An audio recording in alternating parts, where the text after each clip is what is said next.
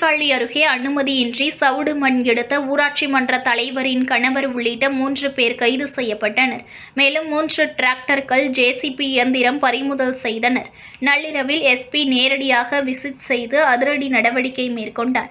மயிலாடுதுறை மாவட்டம் வைத்தீஸ்வரன் கோவில் அருகே நத்தம் பகுதியில் அனுமதியின்றி சவுடு மண் எடுப்பதற்காக மாவட்ட எஸ்பி மீனாவுக்கு ரகசிய தகவல் கிடைத்தது.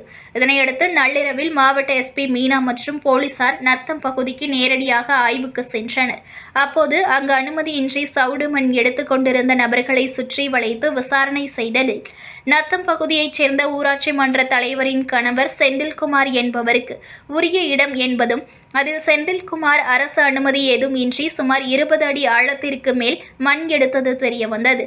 இதனையடுத்து எஸ்பி மீனா உத்தரவின்படி செந்தில்குமார் மற்றும் ஆலவேலி பகுதியைச் சேர்ந்த டிராக்டர் ஓட்டுநர் கார்த்திக், கதிராமங்கலம் பகுதியைச் சேர்ந்த நாகராஜன் ஆகிய 3 பேரை கைது செய்தனர். மேலும் அனுமதியின்றி மண் எடுக்க பயன்படுத்திய 3 டிராக்டர்கள், ஒரு ஜேசிபி இயந்திரம், 2 இருசக்கர வாகனங்கள் ஆகியவற்றை பறிமுதல் செய்த போலீசார் அவற்றை வைத்தீஸ்வரன் கோவில் காவல் நிலையத்திற்கு கொண்டு வந்தனர். இதுகுறித்து வைத்தீஸ்வரன் கோவில் போலீசார் வழக்கு பதிவு செய்து வழக்கில் தொடர்புடைய மேலும் 3 பேரை தேடி வருகின்றனர்.